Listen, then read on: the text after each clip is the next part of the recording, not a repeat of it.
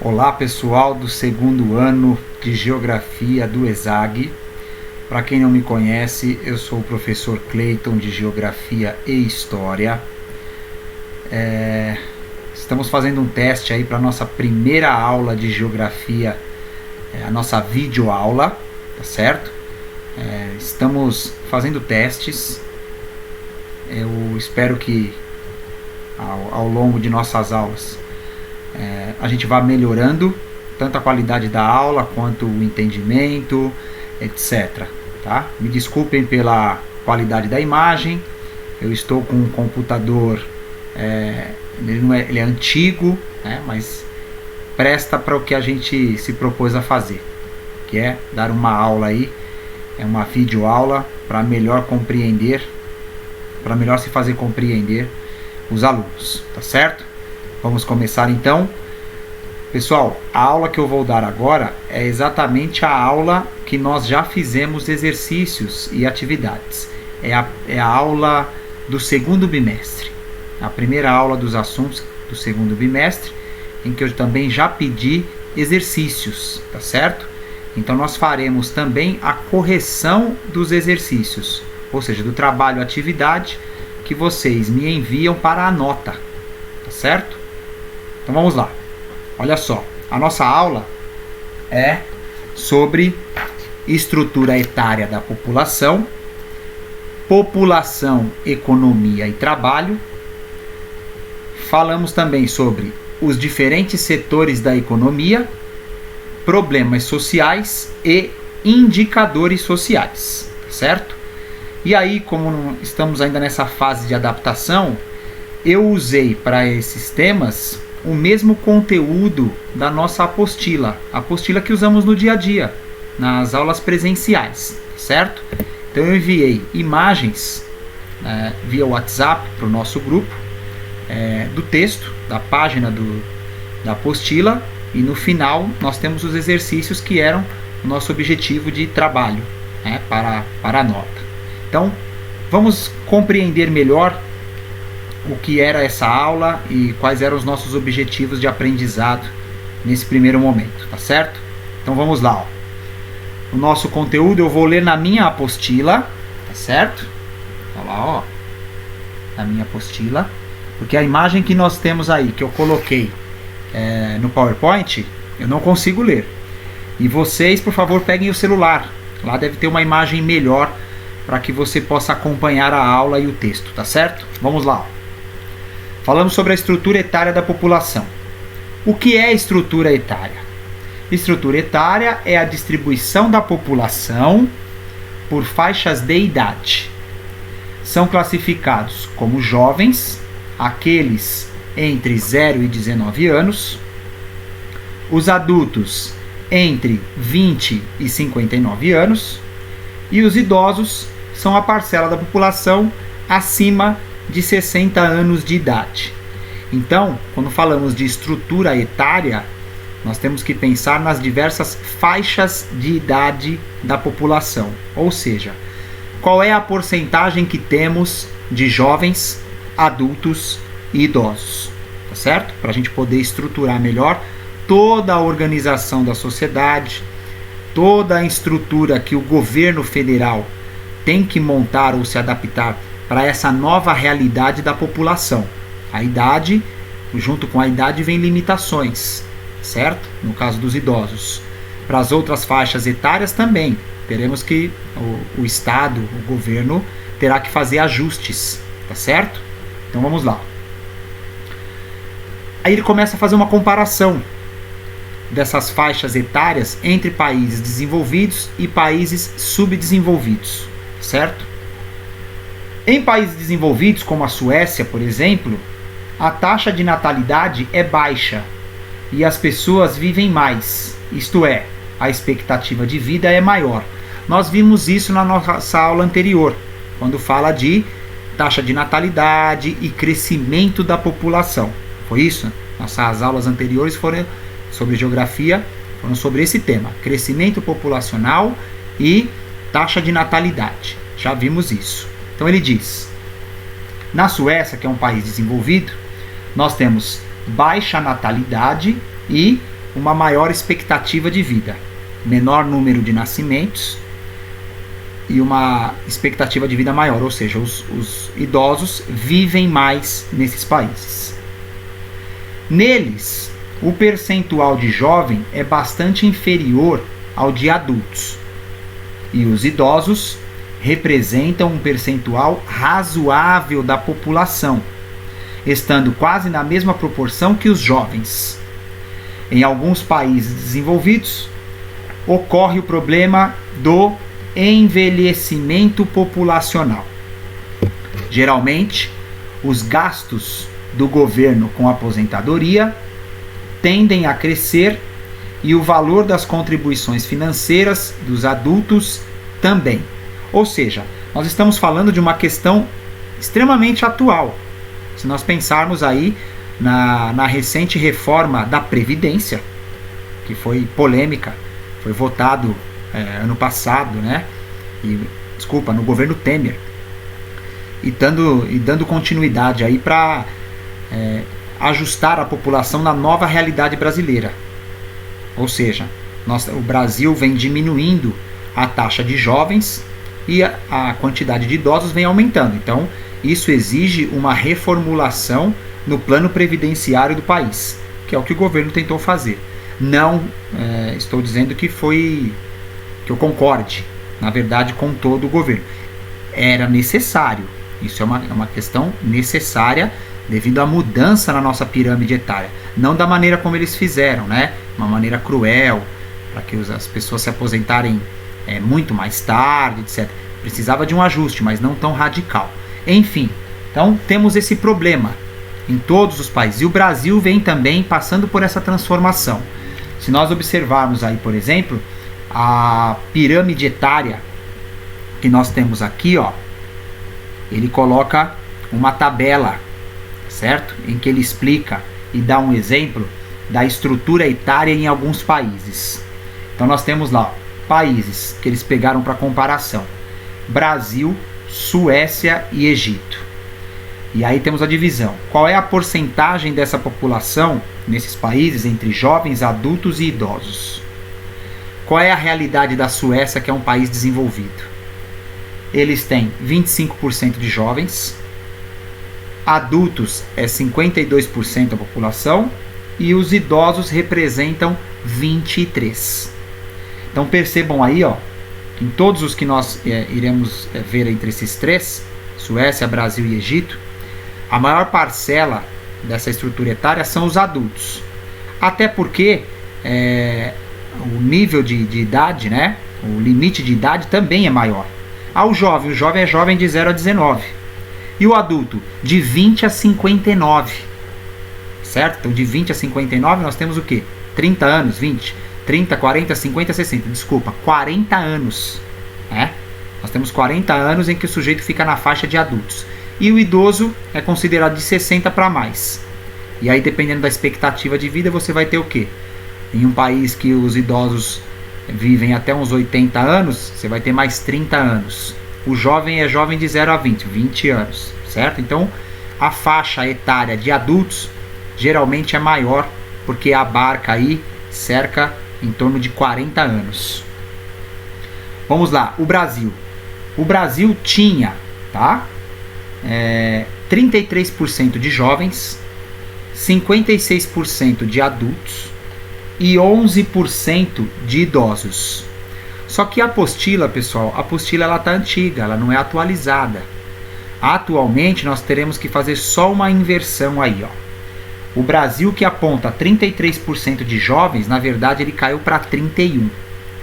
E os idosos, que estavam numa faixa de porcentagem de 11%, subiu para 13%. Então, a realidade brasileira é que temos o quê? Uma diminuição de jovens e um aumento no percentual de idosos. Tá certo? Continuando no texto, no último parágrafo, ele explica exatamente isso. Olha lá. A estrutura etária de um país é representada pela pirâmide de idade, na qual a população é distribuída em faixas de idade, divididas entre os dois sexos. Compare a pirâmide de um país desenvolvido com a de um país subdesenvolvido muito pobre, tá certo? Então, ó, essas duas pirâmides que vemos na imagem do texto, certo? Representa uma pirâmide de país desenvolvido e uma pirâmide de país subdesenvolvido, certo? Para que possamos ter condições de fazer uma leitura da pirâmide, nós temos que observar todas as informações que ela contém. Então olha lá, ó. Do lado esquerdo nós temos o símbolo de homens, né? A setinha, bolinha, setinha para cima, e na cor azul ela está sendo representada pela coluna de homens. À direita nós temos a coluna das mulheres, tá? Então ele é dividido em sexos, homem e mulher. De baixo para cima é a idade. Lá embaixo de 0 a 4, nessa nossa pirâmide, ela pode variar em outros gráficos, de 0 a 5, de 0 a 10, enfim. Embaixo são representadas pelos jovens, crianças jovens. Ela vai subindo, o meio dessa pirâmide, dessa coluna, é representada pela porcentagem de adultos, e lá no alto é a porcentagem de idosos. Então, uma pirâmide etária de um país desenvolvido, ela é bem distribuída, tá vendo? Ela não é nem uma pirâmide, ela é uma coluna. Se a gente observar aí a imagem da esquerda, tá? Que é o país desenvolvido. Então ele tem um equilíbrio, perceba? Ele tem um número de nascimentos, olha lá, o médio, ela é larga embaixo, ela continua ali num equilíbrio, e lá no alto, quando chegamos em 85 anos, 80, 85 anos, ela é mais estreita. Alguns vivem até 80, 90 anos. Alguns chegam até essa idade, dependendo da qualidade de vida, das condições de determinados países. E aí, do lado direito, nós temos uma clássica pirâmide de país subdesenvolvida. Ou seja, na base, lá embaixo, grande quantidade de taxa de natalidade, né? Jovens, crianças, eu tenho uma quantidade enorme. E aí ela vai diminuindo, ou seja, ao longo da vida as pessoas vão morrendo, né? Quando chega lá no topo, a porcentagem de idosos é muito pequena. Somente alguns conseguem chegar à idade de 80 anos. Ou seja, trabalho duro, má qualidade de vida, as pessoas não vivem bem, não têm uma saúde boa, não vão ser longevas, tá? Não vai ter uma alta expectativa de vida. E aí eu separei algumas outras para a gente entender. Olha só. Olha a pirâmide de país subdesenvolvido. Na verdade aqui é um continente, né? Pegamos assim bem genérico. Olha a pirâmide etária da África em 2006. Ela é pirâmide. O número de nascimentos, número de pessoas de 0 a 4, de 5 a 9, de 10 a 14. Ela vai grande aí, ó, até os adultos, e vai diminuindo. Conforme vai subindo, ela vai se restringindo. Então, lá no topo, qual é a porcentagem da população que chega aos 80? É muito pequena, tá certo? Olha lá, ó. Eu tenho no meio, ó, a porcentagem de idosos, adultos em azul e jovens representado na cor vermelha ou rosa, certo? Adultos em azul, idosos em amarelo. Aí você vai para o lado direito e observa a pirâmide etária do continente europeu, tá? Homens e mulheres, ó, do lado direito mulheres, do lado esquerdo homens. Você vê uma taxa de natalidade menor, um equilíbrio no desenvolvimento aí de adultos, de 15 a 64 anos eu tenho uma regularidade, e aí depois dos 60 eu tenho uma diminuição, né? As pessoas vão ficando debilitadas com o avanço da idade, etc. Vai diminuindo, mas olha só como é mais equilibrada. Tudo isso gera reflexos nas políticas públicas, tá certo? Pô, professor, por que a gente está analisando isso? Sempre falo nas minhas aulas. Porque isso nos interessa. De que maneira que isso nos interessa? Nos interessa na escolha de uma profissão, na maneira como o governo deve administrar as finanças e cuidar da população. O que nós vemos atualmente, qualquer prédio público ou privado de grande circulação tem rampa, tem corrimão, porque a nossa população idosa está aumentando, e todas essas empresas públicas ou privadas tem que se adaptar a essa nova realidade, certo? Então, dificilmente você vai ingressar num banco onde não haja uma rampa ou corrimão para as pessoas de mais idade, certo? Na escolha da profissão, por exemplo, você percebe um aumento da população idosa, então nós teremos o quê? Nós teremos uma necessidade maior de pessoas que trabalham com a geriatria, cuidador de idosos, né? É um ramo profissional que vai crescer. E o ramo de professor primário da escolinha primária vai diminuir, porque as pessoas estão tendo menos filhos. Eu estou dizendo no caso do Brasil, certo? E aí mais à frente ele vai falando do caso da realidade brasileira. Aqui é de modo geral, certo? Estamos fazendo uma análise da estrutura etária mundial. Depois entraremos aqui na estrutura etária do Brasil, tá certo? Então vamos lá. Então, essa foi o panorama geral. Qual é a porcentagem? Jovens, adultos e idosos. Dividimos aí em 3 faixas etárias, para ficar genérico, certo? Olha só, eu trouxe uma pirâmide de 2010, uma progressão. Ela vai de 1970, 1980, 2000, 2010, da população do Rio de Janeiro. Então olha só como a realidade brasileira já está mudando. Nós que somos considerados subdesenvolvidos, agora chamamos de países emergentes, né? É meio termo, tem países que estão no meio termo. Nós vemos a pirâmide etária do Rio de Janeiro, com a sua base larga, e ela vai diminuindo na evolução da vida. Então, casais, pessoas que tinham muitos filhos, nós já vimos isso nas nossas aulas anteriores. Então, o número de filhos vem diminuindo ao longo do tempo. As pessoas estão tendo cada vez menos filhos, certo? E a população adulta vem aumentando e, consequentemente, a idosa, por causa das melhorias na saúde, no desenvolvimento da medicina, saneamento básico, maior quantidade de informação, maior acesso aos cuidados médicos, etc. Tá? Tudo isso melhorou e consegue aumentar a expectativa de vida da população, certo?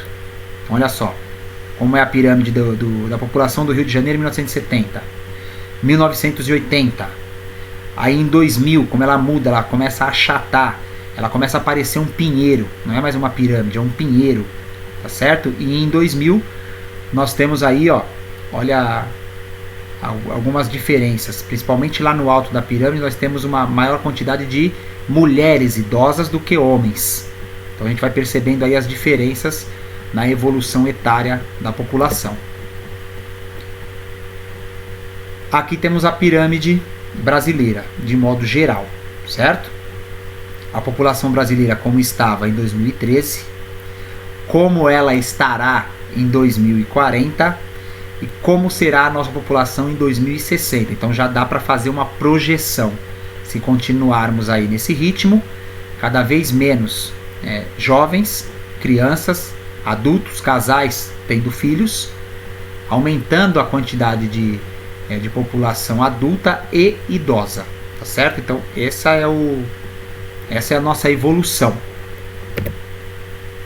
E na outra página vamos falar sobre o Brasil. Qual é o título aí para falar sobre a evolução etária da população brasileira? Ele começa com o título: o Brasil não é mais um país de jovens. Não é isso? Coloca lá. O Brasil não é mais um país de jovens, porque éramos considerados um país jovem. Olha, o Brasil tem muito jovem, etc. Não está mais assim, pessoal, certo? Essa taxa vem diminuindo todo ano.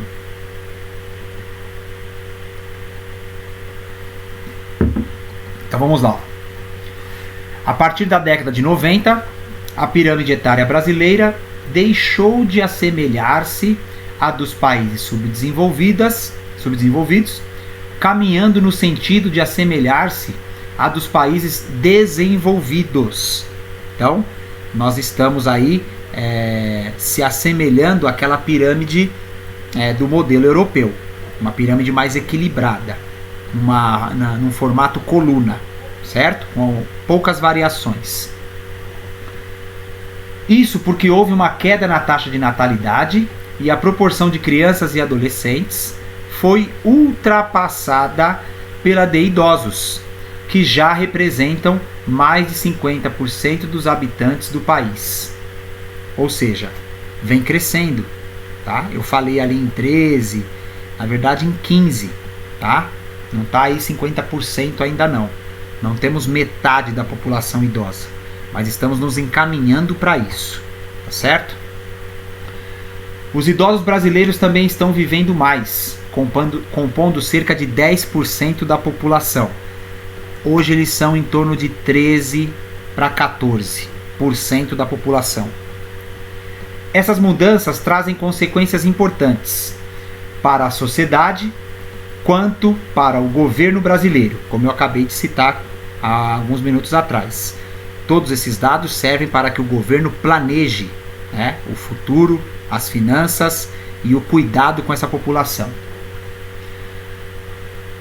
Com relação ao aumento dos idosos, o governo deverá gastar mais com as aposentadorias e também com hospitais, que deverão estar melhor aparelhados para poderem oferecer os cuidados especiais de que os idosos necessitam.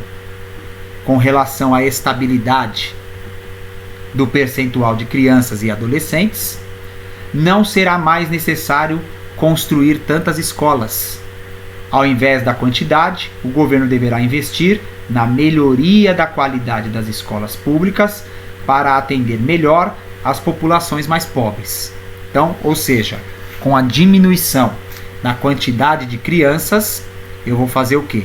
Teoricamente, eu uso esse mesmo valor de recurso para investir em qualidade. Eu aumento a qualidade. Claro que isso não acontece no Brasil devido a diversos fatores. Corrupção, falta de cobrança da população, a população brasileira não dá valor à educação, enfim. Né? Mas o correto seria isso. Pegar uma parcela e investir mais na infraestrutura para adaptar os espaços públicos e privados para essa população de maior idade, né? Uma idade avançada. Melhorar a qualidade de ensino dos mais novos, já que eles são em menor quantidade, eles poderiam ter um investimento de melhor qualidade, tá certo? São algumas sugestões. E é isso, tá? Então, como isso interfere na nossa vida? Interfere nas nossas escolhas. Nós temos que entender de que maneira que evolui a população brasileira, quais são os seus gostos, até para comércio, para a questão econômica. Eu vou montar um negócio, né? Você imagina, olha, eu vou montar uma fábrica de brinquedo. Você vai montar uma fábrica de brinquedo ou você vai montar uma loja de roupas especiais para idosos? Roupas mais confortáveis, flexíveis, etc. Então, isso nos leva a pensar no público que eu quero atender. E qual é a porcentagem da população brasileira, esse público, tá certo? Então, isso interfere na questão econômica, no desenvolvimento pessoal das pessoas, na escolha de profissões, tá certo? Então, pessoal, não se enganem. Essa geografia fala do mundo, eu não vivo no mundo, eu vivo no Brasil, eu estou preocupado mais com a minha vida. Isso está diretamente relacionado com a sua vida, tá certo? Não se enganem. E o nosso assunto, na sequência, é sobre população, como acabei de falar, população, economia e trabalho. Ou seja, o que ele vai discutir aqui? Onde estão aqui grifado, né? Em negrito. Onde está em negrito? Nós iremos falar sobre PEA e PEI. Ou seja, população economicamente ativa e população economicamente inativa. Ou seja, aonde essas pessoas trabalham? Como elas vão se inserir no mercado de trabalho? Qual a porcentagem dessa população que trabalha? Qual a porcentagem dessa população que não trabalha? Então temos os impactos econômicos aí dessa divisão, certo? Então, vamos lá. A PEA, que é a população economicamente ativa, representa a parcela da população acima de 10 anos de idade que trabalha ou que está à procura de emprego, incluindo os desempregados, que nós chamamos de PEA, essa é a PEA desocupada. Temos a PEA ocupada, que representa o percentual da população que está efetivamente trabalhando. Então, se você pensar lá, o Brasil tem 210, 212 milhões de habitantes. qual é a parcela dessa população, a porcentagem que efetivamente trabalha ou pode ser considerado trabalhador, mesmo que desempregado. Ele está ativo, ele não tem um emprego fixo, mas ele é do mercado de trabalho, ele está no mercado de trabalho, certo? E aí temos a PEI, a população inativa, aqueles que não trabalham de maneira formal, tá certo? Que não recebem salário, que não contribuem com a produtividade do país, não gera riqueza, mas gera outras coisas também extremamente importantes. Vamos lá. A população inativa representa a parcela da população que não exerce trabalho oficialmente. Nessa categoria estão os aposentados, os estudantes e as crianças e as donas de casa. Quer dizer, teoricamente aqui, vamos pensar, quem é a PEI? São idosos. O sujeito que está numa determinada idade não tem condições de exercer determinados trabalhos, tá certo? Ele trabalhou a vida inteira, ele contribuiu com a sua aposentadoria, então ele está agora, no final da sua vida, gozando do seu merecido descanso. Do outro lado nós temos as crianças, que o papel de criança é brincar e estudar. Na idade adequada, ela entra no mercado de trabalho como um adulto que tem uma profissão, etc, etc. Então, criança estuda, não trabalha. Idoso já trabalhou, contribuiu, está gozando aí da sua aposentadoria. Então, essa parcela da população é chamada de PEI. E as donas de casa? As donas de casa não trabalham. Meu Deus do céu, Como trabalham? Tá certo? Ele colocou aqui, olha, as donas de casa, a PEI, que não trabalha. Dona de casa trabalha muito, trabalha cuidando da família, arrumando os filhos para a escola, arrumando almoço, janta para as crianças, para o marido, etc. Só que ela não é remunerada, tá certo? Ela não está dentro desse nosso cálculo, tá certo? Não que ela não trabalhe, ela trabalha muito, mas ela não recebe um salário formal, não é oficialmente. Então vamos entender essa relação. Nos países desenvolvidos, grande parte da população pertence à PEA. Em país desenvolvido, maior parte da população está na PEA, pois apresentam predomínio de adultos na estrutura etária. Já em grande parte dos países subdesenvolvidos, grande parte da população pertence à PEI. Então, em país pobre, nós temos uma grande porcentagem de pessoas que não trabalham, certo? Uma vez que os jovens predominam na estrutura etária. Quando o país é pobre, subdesenvolvido, ele tem uma parcela maior de crianças e jovens. Essas pessoas não podem trabalhar, eles têm que brincar e estudar, para depois ingressar numa profissão. Então eles não estão no mercado de trabalho, não devem estar, tá certo? E aí ele continua. Na PEA...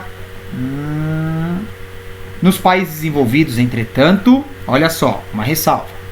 Nos países desenvolvidos, entretanto, os dados podem apresentar distorções. No caso do Brasil, por exemplo, a PEA é constituída oficialmente por 70% da população.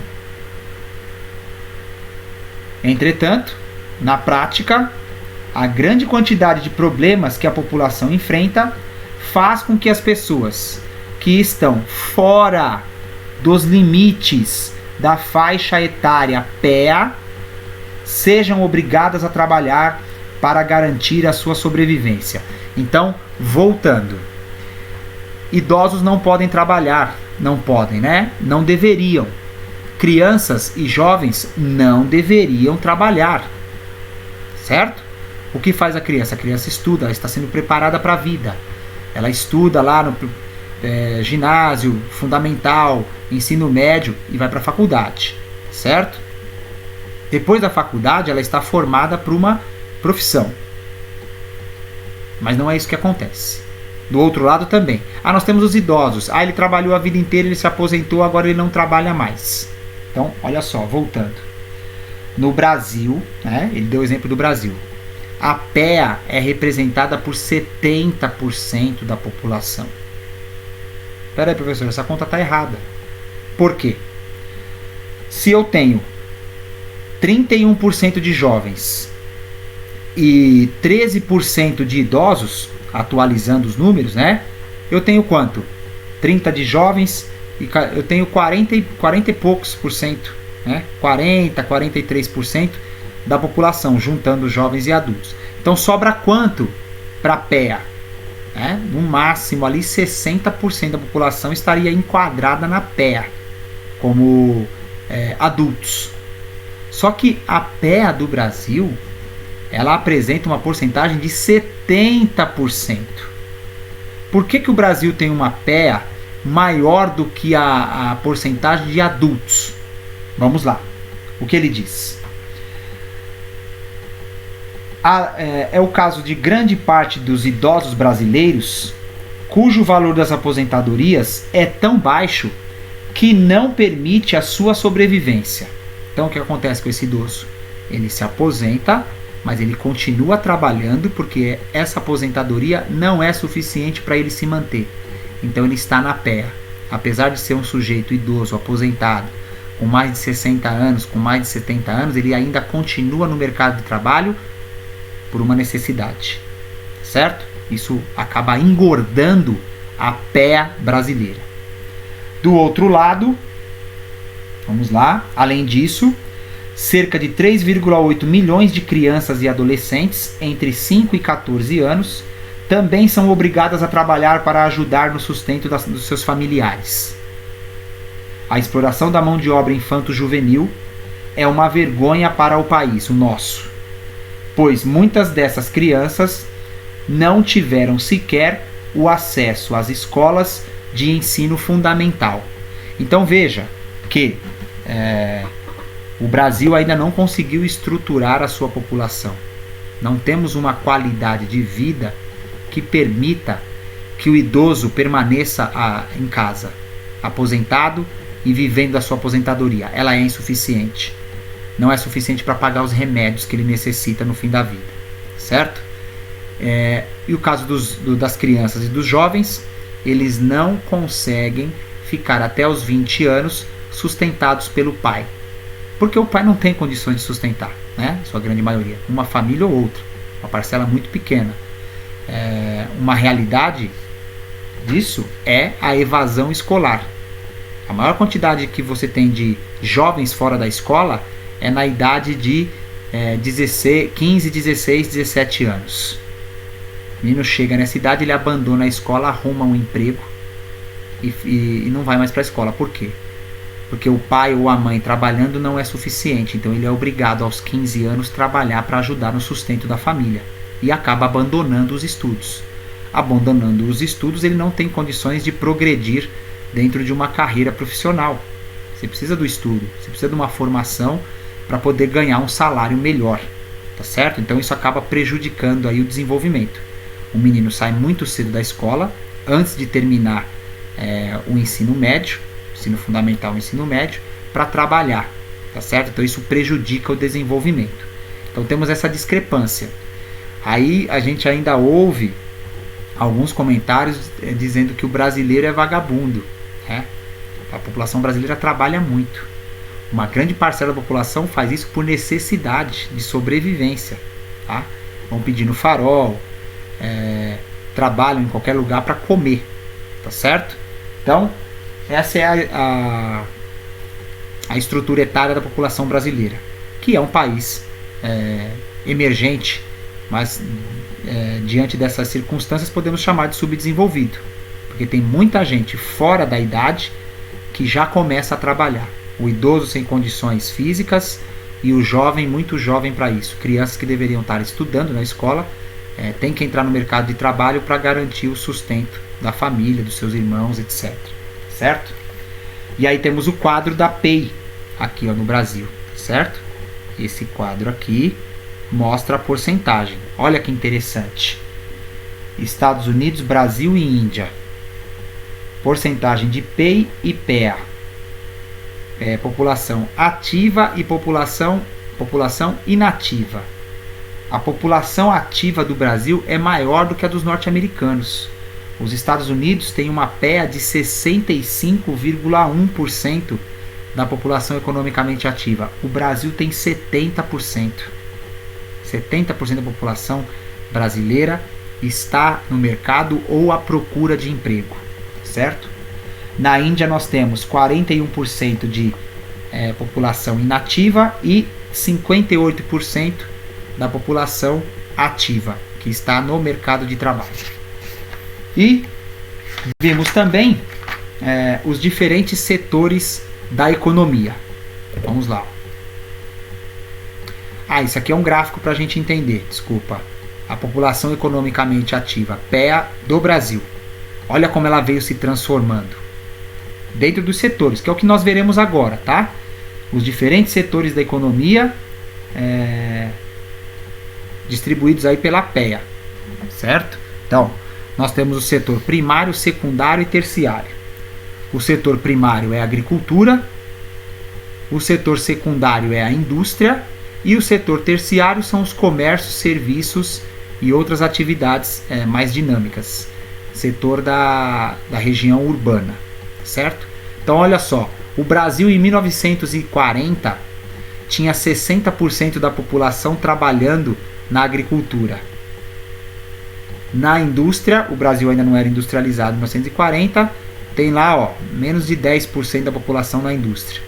E no setor terciário, um pouco mais de 20%. E ao longo do tempo isso foi se alterando.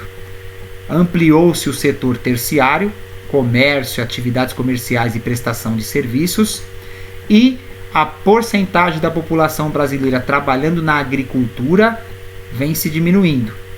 A indústria aumentou um pouco, mas o setor terciário é o grande campeão atual, tá certo? É o setor que mais emprega a população brasileira atualmente. É isso que trata o texto. Vamos lá. Sobre os diferentes setores da economia, nós devemos entender como a PEA está distribuída entre os três setores, os diferentes setores da economia, que nos permite caracterizar o nível de desenvolvimento de um país. Nós vimos isso numa atividade. Então, quando nós formos corrigir a atividade, vocês irão lembrar sobre essa situação. Algumas pessoas tiveram dificuldades, muitos alunos tiveram dificuldades para responder essa questão, certo? Vamos lá.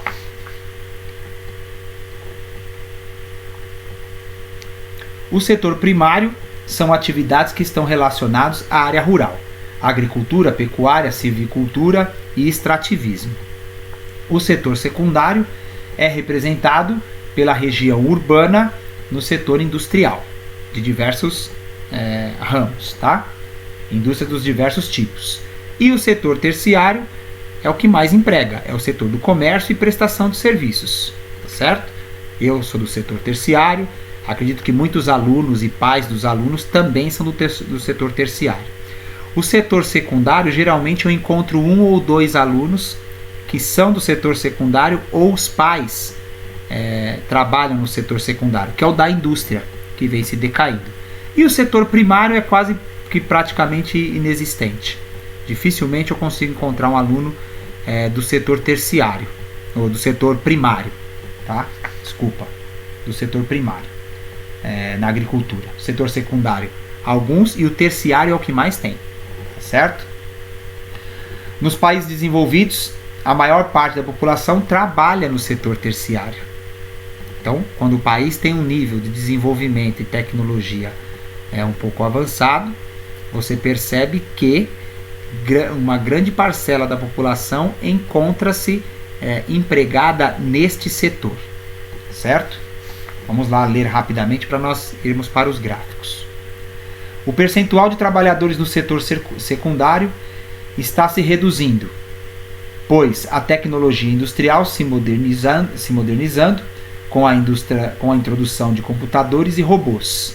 Então, olha, o setor secundário vem sofrendo uma queda. Por que não temos pessoas no setor secundário? Mecanização e robotização. O mesmo que acontece com o setor primário, tá?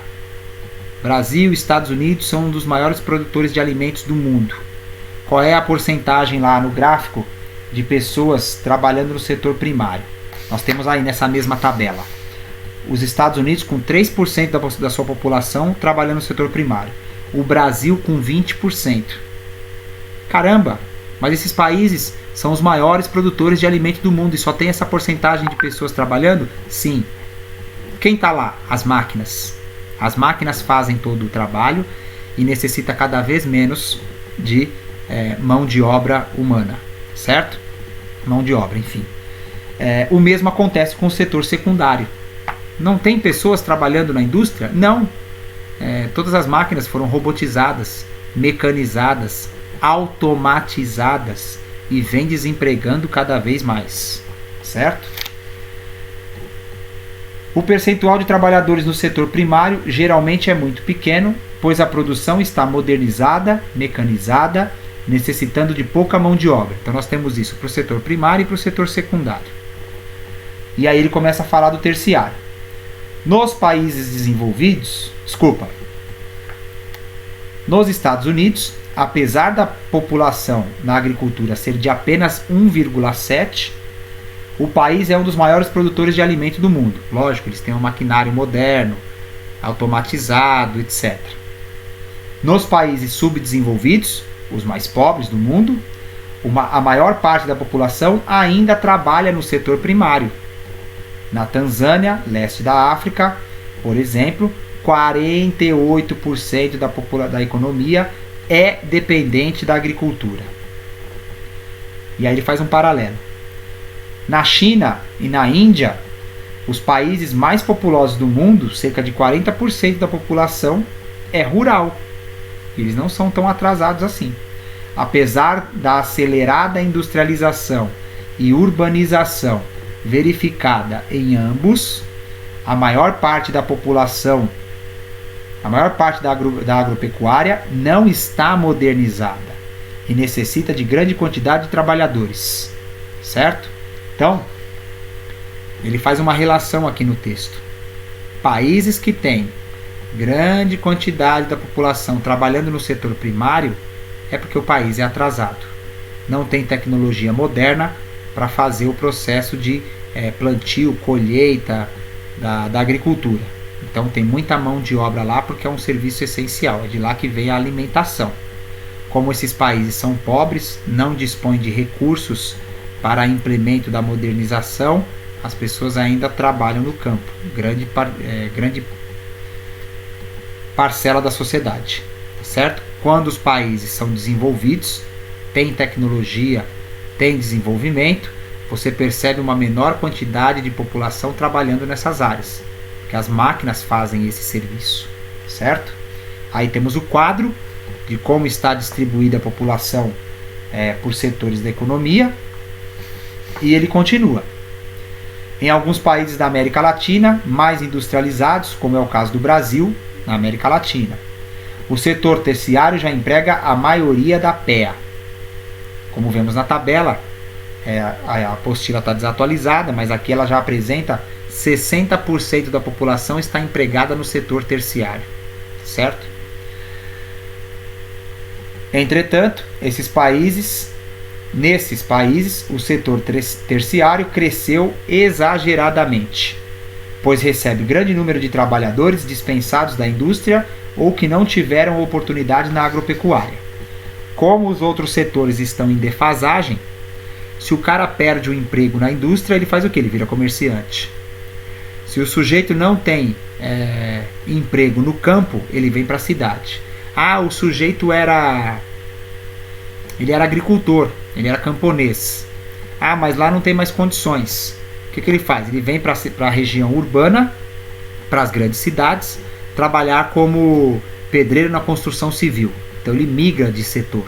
Ele era do setor primário, vai para o setor terciário, prestação de serviços, ou vira camelô, marreteiro, como a gente fala, que por sinal ganham muito dinheiro, tá? Não é menosprezando aqui essas classes. Pedreiro, as mulheres que fazem faxina, domésticas, ganham muito bem. É um trabalho duro, mas tem uma remuneração considerável, tá? Não é barato contratar esse tipo de serviço, tá certo? Então a gente percebe a migração devido à necessidade e ao desenvolvimento em alguns países que são empregados nesses setores. Então eu tenho um emprego de tecnologia e modernização no primário e no secundário, que faz com que essas pessoas que trabalhavam nesses setores migrem para o setor terciário, certo? Quais são as consequências? Então, desse modo, o setor terciário engloba desde as atividades mais sofisticadas até as menos qualificadas, ligadas à economia informal, na qual trabalhadores não têm carteira de trabalho assinada, que são chamados de subempregos. O setor terciário ele tem uma vantagem também. Você pode ser comerciante, o trabalho não é tão duro. Você compra mercadoria e vende. Ao mesmo tempo que ele envolve pessoas altamente qualificadas, o setor terciário também pode ter pessoas analfabetas ou semi-analfabetas ricas, que ganham muito dinheiro fazendo esse comércio. O sujeito não sabe escrever um texto, ele só sabe assinar o nome, mas ele sabe contar dinheiro. Ele tem vigor físico, ele tem vontade. Então esse sujeito, quando ele se emprega no setor terciário, ele ganha dinheiro. Então, às vezes a gente fala, olha, tem que estudar para você ser bem de vida. Não necessariamente, tem que ter coragem, tem que ter disposição. Pessoas que não tiveram instrução escolar e trabalham no setor terciário são ricas, têm uma boa vida, construíram patrimônios. Malemar, alguns deles conseguem escrever o nome, mas contar dinheiro eles sabem, né? E tem a disposição para trabalhar, tá certo? Então é indiferente. Então no setor terciário você pode ter tanto um trabalhador que não tem um nível escolar alto, mas conseguiu prosperar, quanto você ter um sujeito que é formado na universidade, é doutorado e não ter a mesma condição. Então varia muito, é uma área muito ampla e bem diversificada e aceita todo mundo. Não tem o preconceito. Se o sujeito não serve para uma atividade específica, analista de sistema, trabalhar no escritório de advocacia, de contabilidade, ele vai para o comércio e ele consegue ali ter uma condição, tá certo? Continuando, temos um outro problema com isso. Nas grandes metrópoles brasileiras houve a redução do trabalho informal. A exemplo dos camelôs, não houve, tá?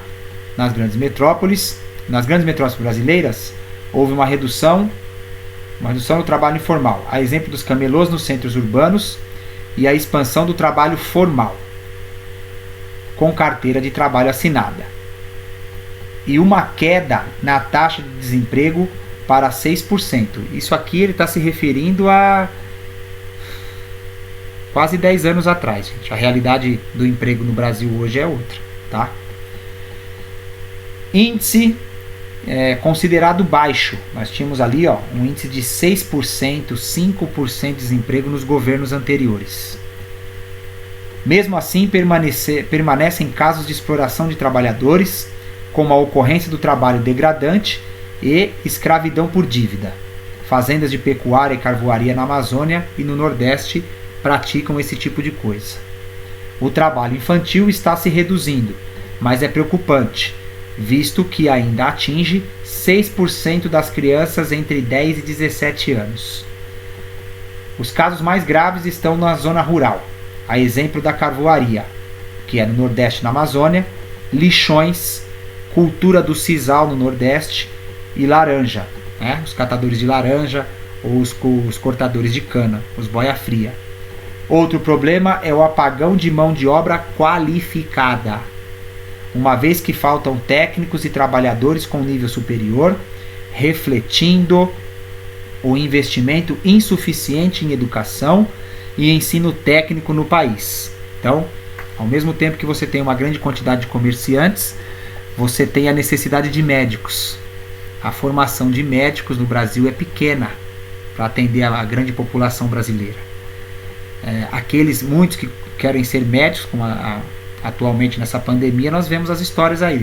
O programa Mais Médicos, a vinda de médicos de outras regiões do planeta, brasileiros que se formam na Bolívia, no Chile, na Argentina, porque a faculdade de medicina é mais acessível a pessoas de classe média, média baixa, tá? Eles vão se formar no nosso país vizinho, depois retornam para o Brasil, mas tem uma dificuldade de exercer a medicina devido ao revalida e etc. Mas nós temos essa demanda porque o governo também não ajuda, né? Faça lá uma prova de teste para ver se ele está qualificado a exercer a profissão de medicina no Brasil. Ele estudou, né? Estudou em outro país porque a condição financeira era mais acessível, tá certo? Então nós temos essa falta de mão de obra. E o sujeito, quando ele é muito qualificado, a empresa não quer o contratar.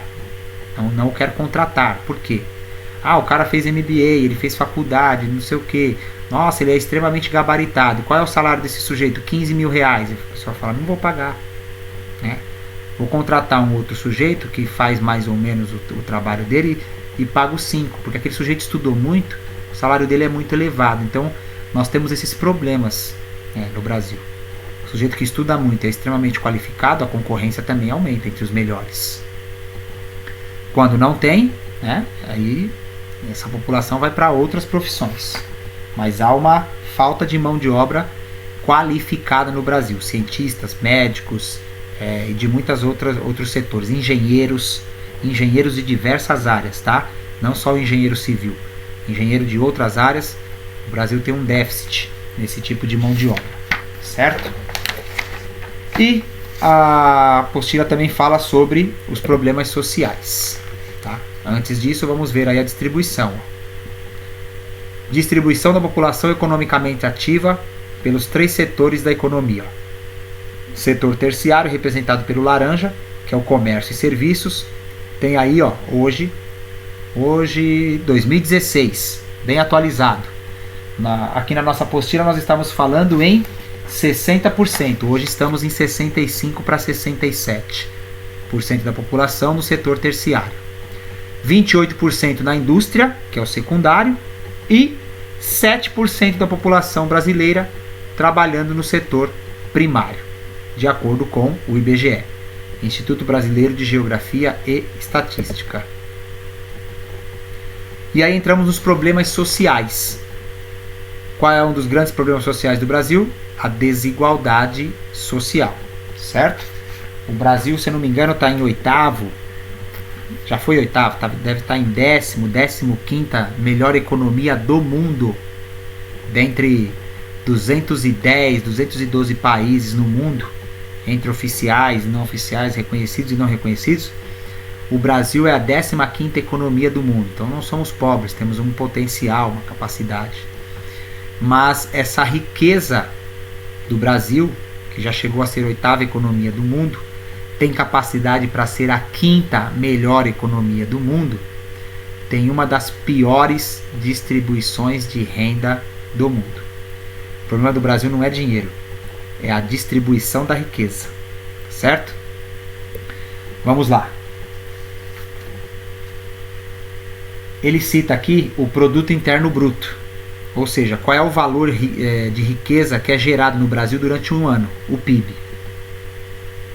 A renda per capita é a divisão do PIB do país pela sua população absoluta. Então olha só, se nós formos fazer uma divisão da riqueza gerada pelo Brasil e formos dividir entre a população brasileira, segundo a apostila, cada brasileiro ganharia em torno de, se não me engano, 8 mil,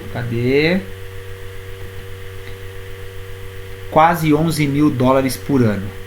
Cada brasileiro ganharia 12 mil dólares, 11 mil dólares por ano. Daria uma média aí de R$1.800.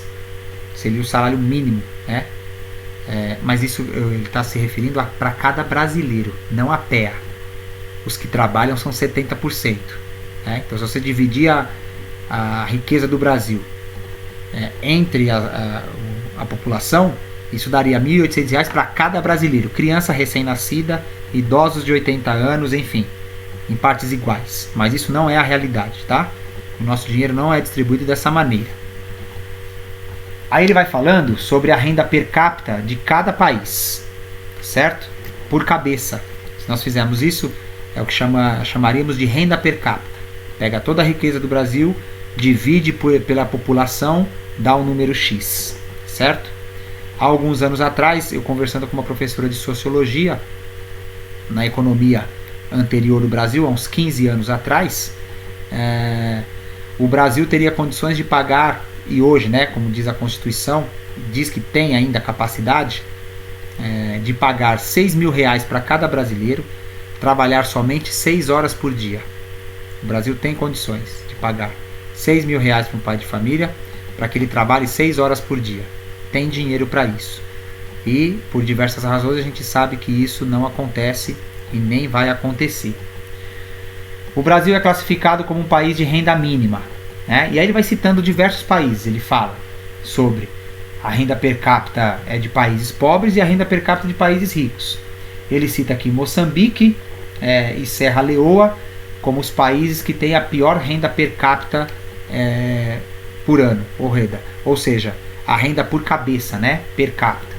Ele cita aqui Moçambique, se o Brasil tem 11 mil dólares por pessoa, dividido, né, 11 mil por ano, a renda per capita do moçambicano é de 270 dólares por ano. Na realidade é menor, tá? Se isso é baixo, a realidade mostra que isso é muito menor. E aí ele vai fazendo diversas comparações, falando dessa desigualdade, e eu queria exemplificar a tabela, tá? Essa tabela aqui, ó, que foi colocada para nós, que nós temos que fazer esse entendimento. Então ele coloca aqui, ó, na primeira faixa, países. Não, os países estão aqui, ó, na linha. Nós temos Brasil, Peru, Japão e Holanda, certo? Aqui nessa coluna ele dividiu em 3 classes sociais, com as suas devidas porcentagens. Nessa primeira faixa nós temos os mais pobres, que são 60% da população, em todo o mundo, tá? Em todo o mundo, todo o país, tem em média 60% da população que é considerada pobre. 30% da população são chamadas de intermediárias, ou seja, a classe média. Tem várias variações, pessoal, até de pobre. Eu tenho pobre, eu tenho miserável, eu tenho o cara que está abaixo da linha da miséria e da pobreza, tá? Pobre ainda está bem. O ruim é abaixo de pobre. Aí é complicado. Aí ele coloca aqui, ó, intermediários. Classe média, média alta, média baixa, média média. Tem as variações, mas vamos generalizar. Classe média. E, por último, na última faixa, os ricos, que giram em torno de 10% da população mundial. As pessoas que são ricas, né? Tem uma porcentagem lá também que a gente coloca o sujeito como rico.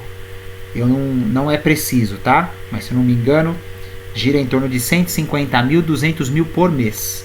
Sujeito que tem um lucro, uma renda de 150 mil, 200 mil reais por mês, esse sujeito é considerado rico, tá? Então cuidado, não confundam, porque tem muita gente que faz crítica aos ricos e geralmente quem se ofende é aquele cara que ganha 5 mil reais, é o sujeito que ganha 10 mil reais. Ele é classe média, tá? Não é a essa classe que eles estão se referindo. A classe média é a classe média. Todo mundo deveria ser classe média para equilibrar. O cara ganha o justo para ele ter uma qualidade de vida, tá certo? De 15 mil reais, não tem problema. O problema são os ricos e os super ricos, que vão ganhar ali acima de 100 mil reais, 150 até 200 mil reais. Temos os multimilionários, etc, tá? Então olha só, na primeira coluna, nós temos que olhar na horizontal, certo? Vamos ver o caso, na vertical. Olha a coluna do Brasil. Na primeira linha ele fala lá, ó, 60% dos mais pobres, eles têm que dividir 18% da riqueza. 18% da riqueza do Brasil é dividida entre 60% da população. 34% da riqueza do Brasil é dividida entre 30% da população. Ótimo. 34% para 30% da população. Está em equilíbrio. Agora lá embaixo a gente tem um problema. 47,6% da riqueza é dividido para 10% da população. Então esse é o grande problema, certo? Ah, vamos acabar com os ricos. Vamos não sei o que. Não, a questão não é essa. A pessoa pode ser rica. Ela tem o direito de ser rica. O problema é o pobre, tá?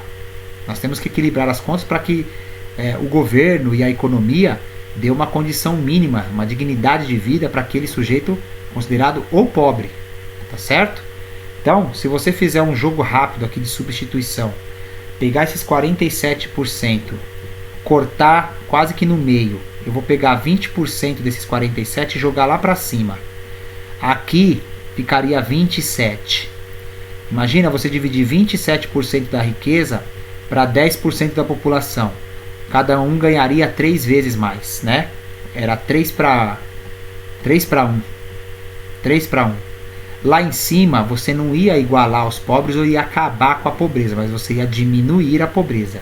Lá em cima ficaria 38% da riqueza do Brasil para dividir com 60% da população. Tá certo?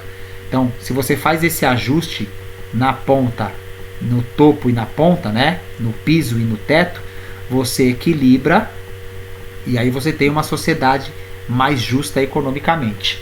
Como é o caso aqui, ó, bem equilibrado, dos dois últimos países, o Japão, certo? O Japão e a Holanda.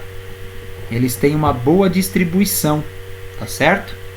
Olha lá, ó, 40% da riqueza dividido para 60% da população no Japão. Na Holanda a mesma coisa. A classe média é mais rica do que a classe média brasileira. A classe média japonesa e a classe média holandesa é mais rica do que tem mais dinheiro do que a população de classe média brasileira. E os ricos do Japão e da Holanda não são tão ricos como os brasileiros, olha lá. Eles representam 20% do valor. Na Holanda também, 22 no Japão e 21. No Brasil é 47. Então esse é o problema, os problemas sociais. A gente consegue explicar grande parte dos problemas sociais que vem dos problemas econômicos, da desigualdade econômica. Ele fala problemas sociais, desigualdades sociais, que são geradas pela desigualdade econômica. Tá certo? Aí ele continua. Existe no Brasil uma desigualdade regional. Não tem como você comparar o salário de um sujeito que mora em São Paulo e os gastos com um cidadão paulista, o paulistano, com o sujeito que mora no Nordeste. Tá? Então nós temos uma diferença, qualidade de vida, custo de vida. Certo? Então, você pega o salário mínimo em São Paulo é sempre maior do que o piso nacional, porque o custo de vida aqui é maior. Brasília também. Você fala assim, olha, qual é o salário mínimo? Nós temos um salário mínimo nacional e temos o salário mínimo regional ou estadual, porque cada estado tem uma característica, né? Se você pegar o salário mínimo nacional e pagar para uma pessoa que mora no Nordeste ou em outras regiões mais pobres, ela é rica, ela pode ser considerada classe média, porque ela consegue fazer muito com o dinheiro que ela ganha, de acordo com com o seu custo de vida. Aqui em São Paulo é mais caro, tudo é mais caro, então o salário mínimo é pouco para um cidadão paulista, tá certo? E aí ele cita o salário mínimo, em que muitos alunos fizeram a pergunta, eu esqueci de esclarecer, né? Tem uma pergunta que fala sobre renda mínima. Fale sobre os programas de renda mínima. Aí aqui ele deu um exemplo, né? A renda salarial, o salário mínimo. Vamos ler, é só um parágrafo. O que ele diz do salário mínimo?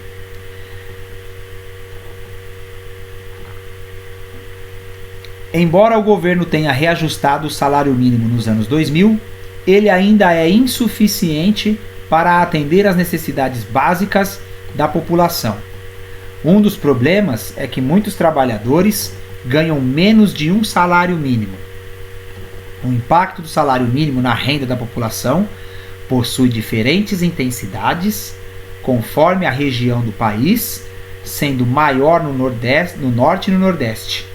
Certo? Então, eu tenho uma variação. O salário mínimo não é a mesma coisa para todo mundo em qualquer lugar do Brasil. Ele tem diferentes impactos dependendo da região, tá certo? E a questão que eu estava me referindo é quando ele pergunta sobre os programas de renda mínima. Na verdade, esse parágrafo aí do salário mínimo, ele não dá suporte para os alunos responderem. Tanto é que muitos que tiveram a dúvida e me perguntaram aqui no privado, tanto no e-mail como no WhatsApp, eu respondi: pessoal, pensem nos programas de renda mínima como o mais famoso que temos no Brasil, que é o Bolsa Família. Para outros, eu pedi para pensar na questão da pandemia. Por que o governo está aí disponibilizando o benefício, né?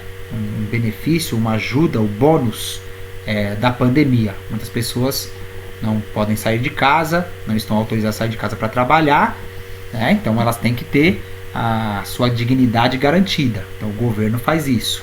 Muitos defendem até que esses programas de renda mínima sejam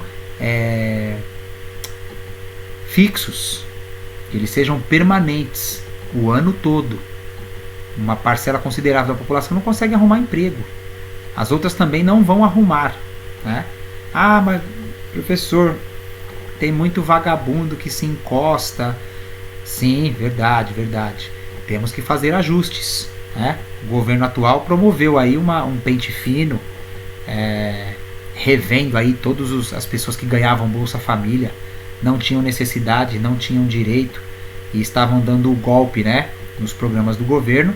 Mas isso não justifica acabar com um programa que beneficia e ajuda pessoas pobres de verdade, pessoas que necessitam desse dinheiro para poder comprar um gás, arroz e feijão. Eu sempre proponho, né? Ah, o programa é bom, é ruim, o programa é bom. Não é porque meia dúzia de pilantra sonegam, falsificam, se aproveitam do programa que você vai acabar com um programa que ajuda tantas pessoas. Você poderia responder essa questão tanto positivo como negativamente. Já estou adiantando aqui a correção, né? Mas enfim, nós temos que pensar que existem pessoas que necessitam de verdade, pessoas que não têm nem condições de trabalhar, deficientes mentais. As pessoas que cuidam desses deficientes, ou físicos ou mentais, recebem uma renda para ficar em casa cuidando dessas pessoas, idosos, etc.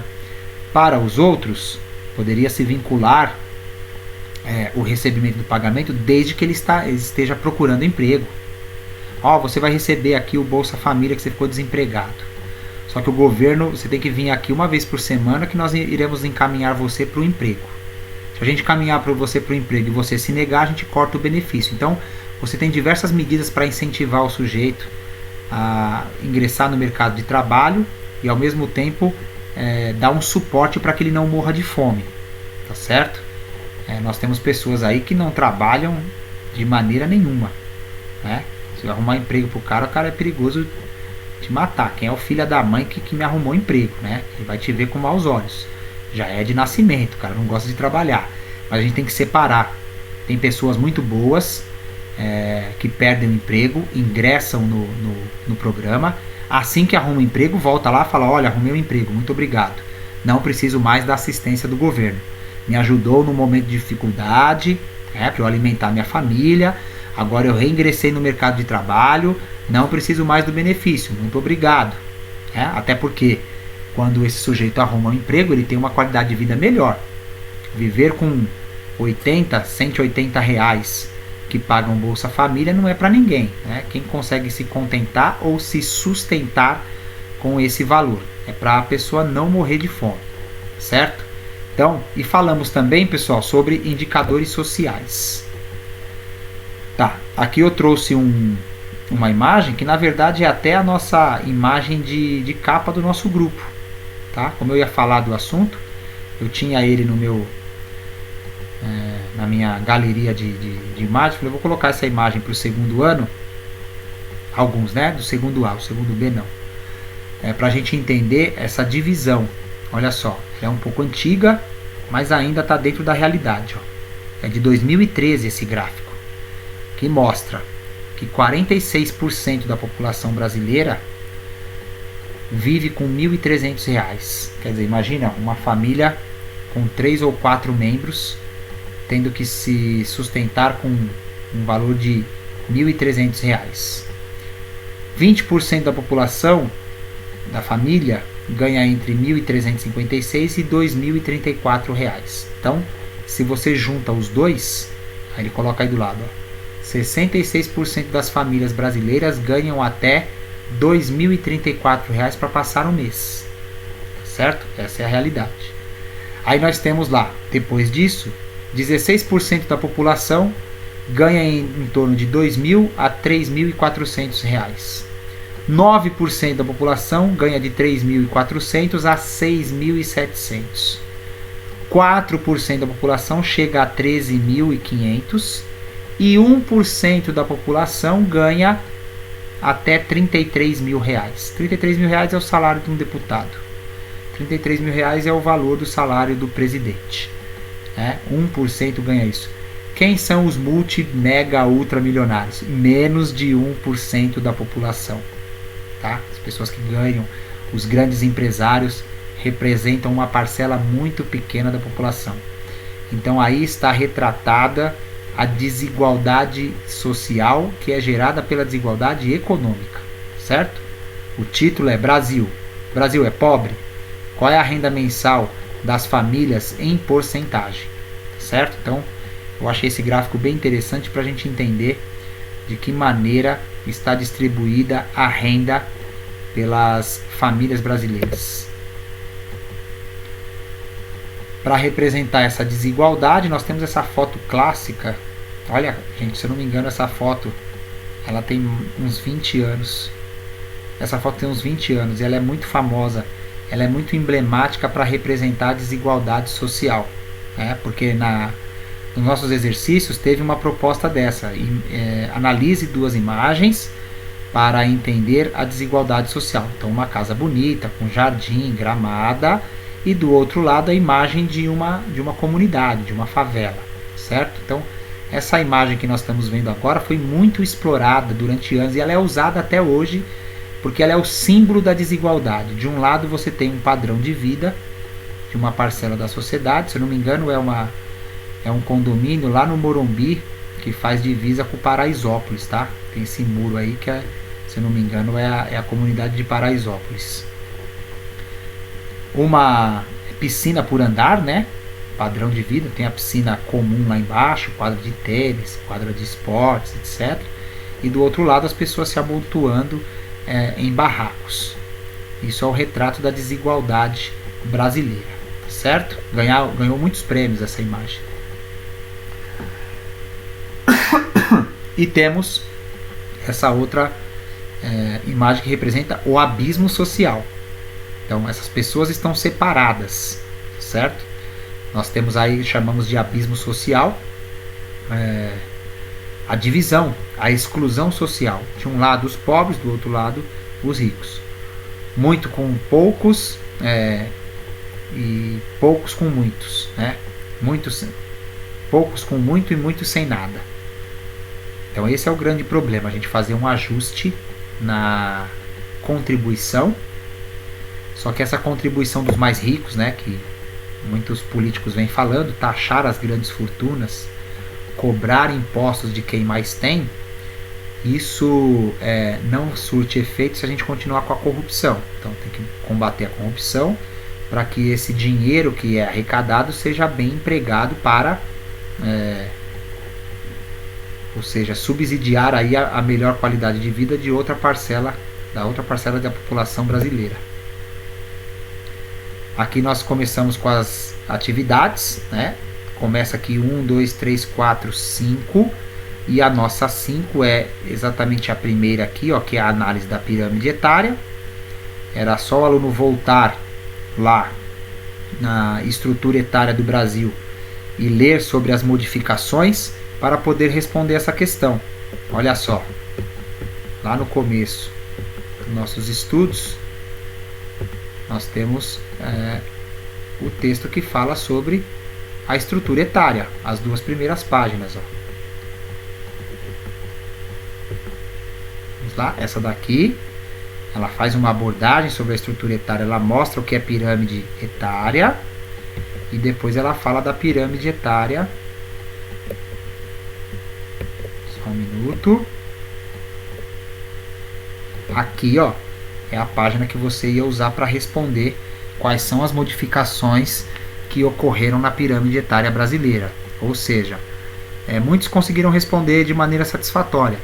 Houve um estreitamento na sua base e vai havendo um alargamento no seu meio e no topo, devido à diminuição das taxas de natalidade e aumento da expectativa de vida.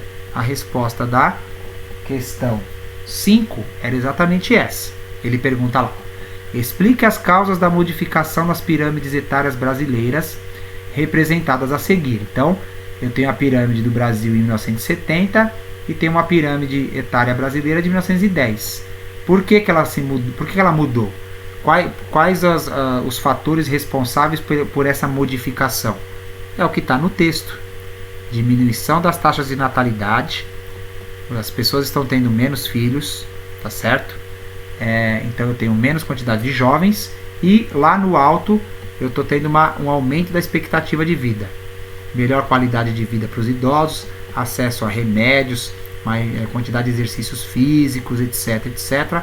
Aumenta a expectativa de vida. Então, a pirâmide brasileira vem se alterando devido a esses motivos e essas são as alterações.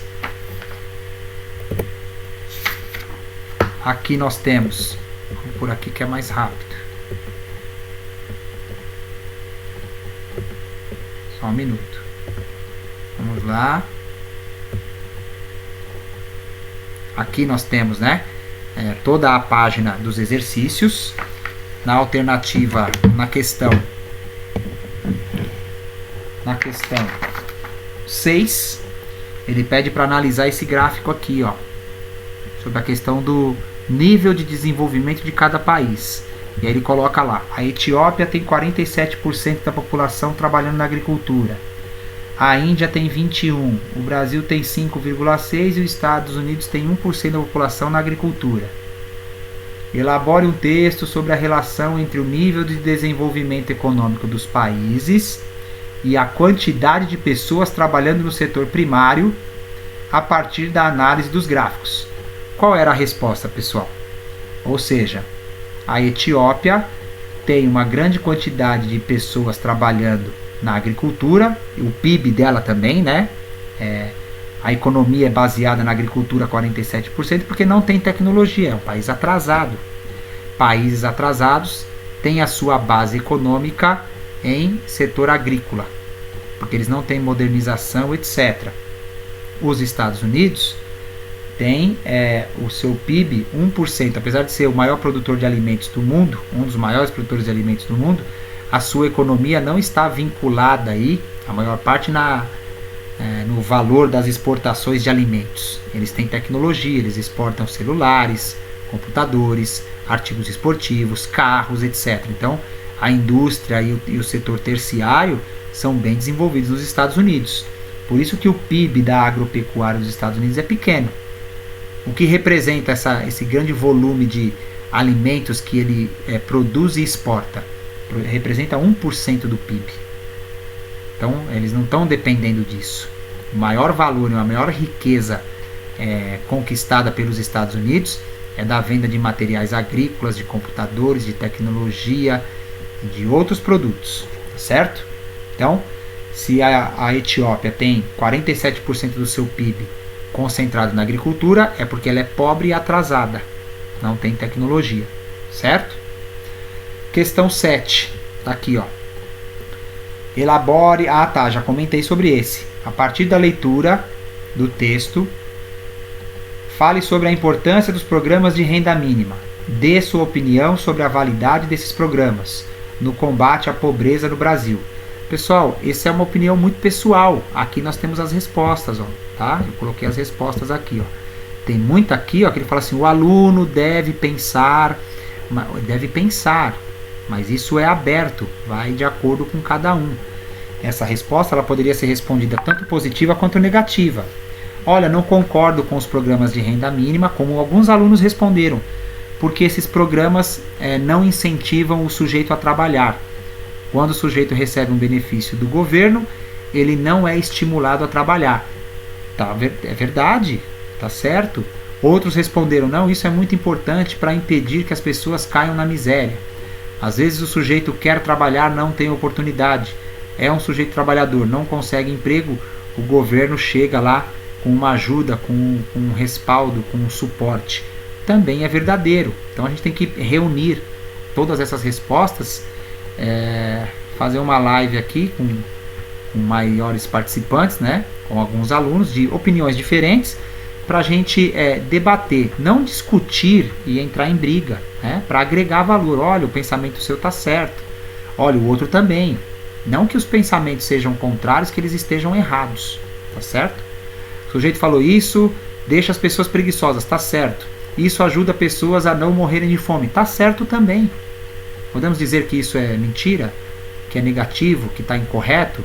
Depende da visão, depende da criação de cada sujeito. Todas elas são válidas, né? Nós devemos fazer uma reflexão aí, nós como sociedade e o governo também como responsável por cuidar da sociedade, amparar aquelas pessoas com maiores dificuldades, ajudar, né? Das missões do governo é ajudar, é colocar o sujeito no mercado de trabalho, esses postos de trabalho, né? Só eu estou desempregado, vai lá, o governo procura um emprego para você. Enquanto você está numa dificuldade, ele te ajuda. E por aí vai, tá certo? Então, essa resposta, quem respondeu positivo ou quem respondeu negativo, não tem uma questão assim errada. O que a gente não pode, de maneira nenhuma, tecer comentários preconceituosos ou violentos. Pobre tem que morrer, etc. Esse tipo de coisa não é admissível. E vocês já vão treinando para o Enem. Eu não sei agora com esse novo governo, tá? Mas anteriormente no Enem, qualquer comentário violento, racista ou preconceituoso culminava aí com a eliminação do candidato, tá certo? Então, muito cuidado com esse tipo de comentário. Você pode discordar de uma coisa dessa, mas de uma maneira sensata e apontando os seus argumentos, sempre baseado em argumentos, tá certo? Vamos lá, na questão 8, é o que eu falei da foto, né? Nós estávamos falando da foto. Para cá. As imagens a seguir, questão 8. As imagens a seguir permitem afirmar que as desigualdades sociais podem ser lidas na paisagem geográfica.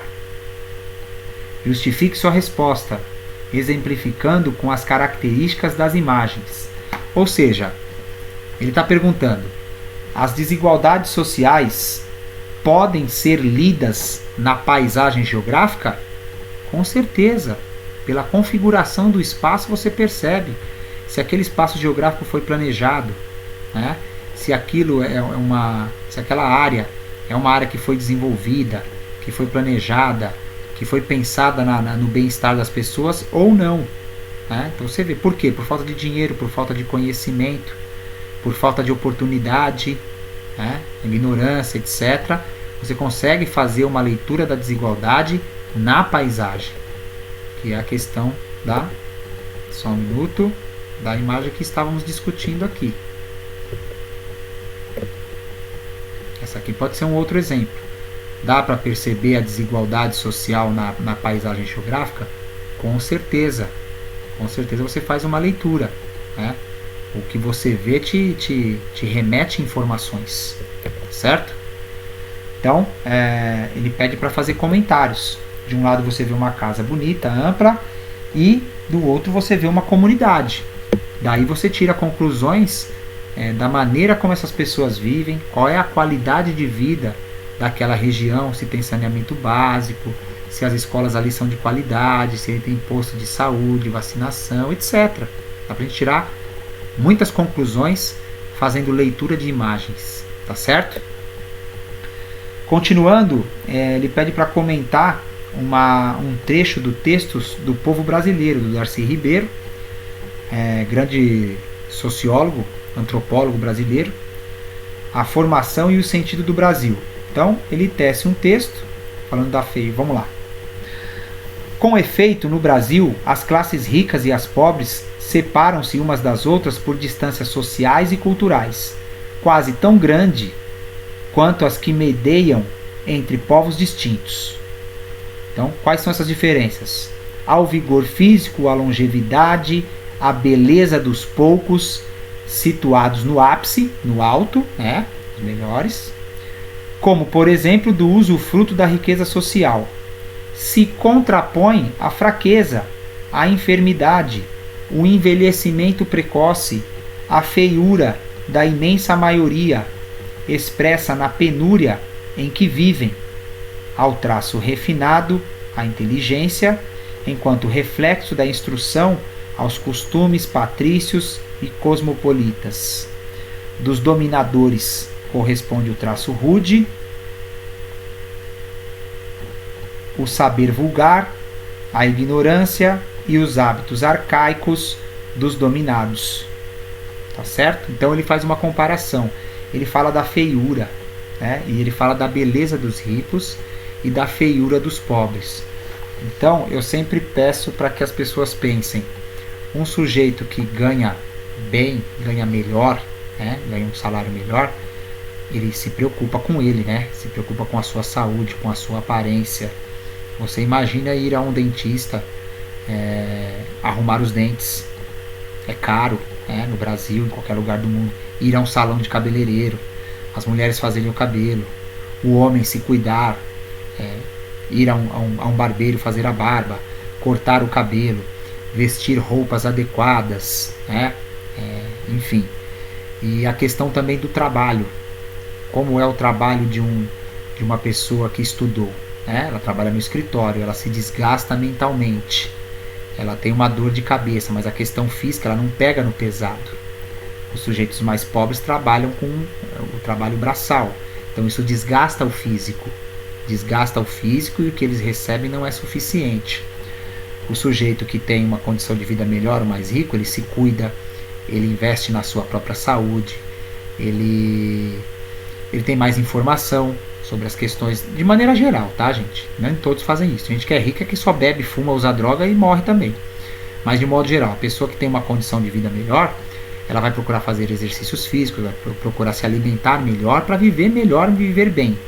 Qualquer problema com a sua saúde, ela procura um hospital, um médico, faz exames, então elas são mais bem cuidadas, né? É o que o Darcy Ribeiro fala. Então, essas características físicas entre ricos e pobres também tem a ver com o valor. Sim ou não? A pessoa que tem um valor, uma renda mensal melhor, ela vai ter condições de se cuidar melhor. Certo? É isso que ele está dizendo. Não é um preconceito chamar o pobre de feio e o rico de bonito. Na verdade não existe, né, feio e bonito. Existe o bem cuidado e o mal cuidado, né, como diz a minha mãe.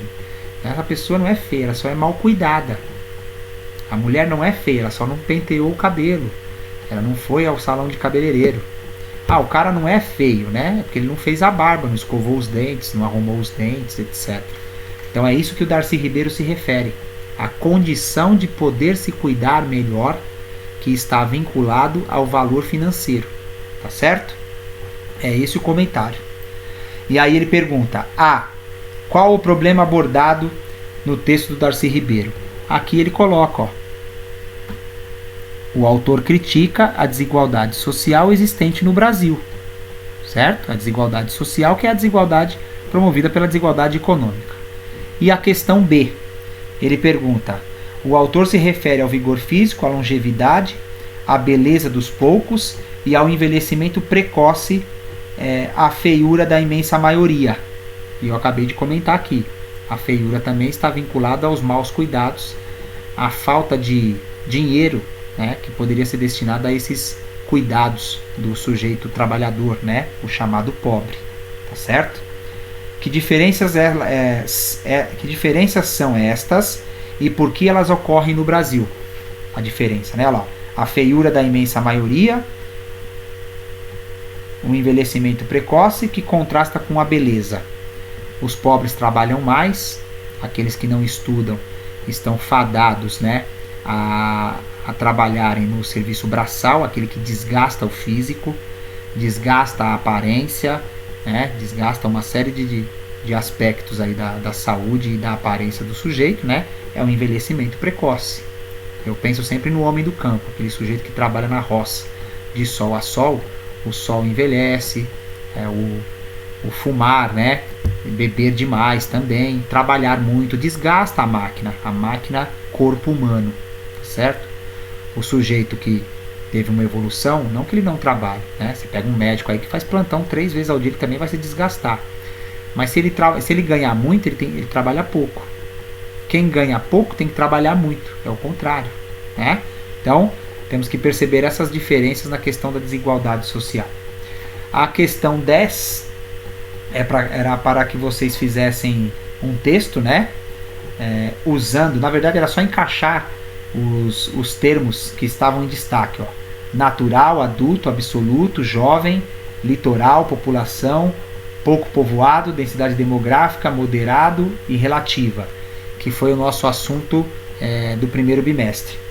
Na verdade, nós falamos sobre isso em sala de aula antes de tudo isso acontecer, da pandemia. Nós já tínhamos tratado sobre isso. Era só encaixar as palavras no texto, certo? Alguns me mandaram as atividades só enumerada, porque já viu como nós fizemos na sala de aula. O professor tem que copiar o texto? Não. Coloca as palavras na ordem que você acha que ela encaixa no texto, está perfeito, certo? A questão 11, escreva um texto em seu caderno utilizando corretamente os seguintes termos. Essa aqui sim, você tinha que elaborar um texto e encaixar os termos. Queda na taxa de natalidade, métodos anticoncepcionais, camisinha, AIDS, hepatite, emancipação das mulheres, aborto, urbanização e envelhecimento da população, certo? A questão 12 era apenas para ler o que tínhamos, né? O professor Saldiva também falando dessa vida urbana. Vamos ler o texto. O professor Saldiva está sempre no Jornal da Cultura, né? É um médico muito conhecido aí na mídia. O professor Saldiva pedala 6 km em 22 minutos de casa para o trabalho, todos os dias. Nunca foi atingido por um carro. Mesmo assim, é vítima diária do trânsito de São Paulo.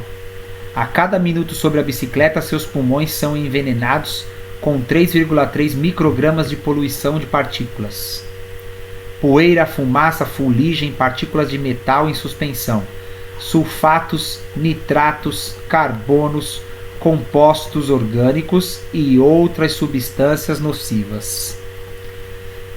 Pergunta: a população de uma metrópole brasileira que vive nas mesmas condições socioambientais das do professor citado, do texto, apresentará uma tendência de...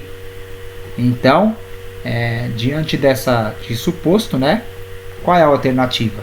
O que vai acontecer?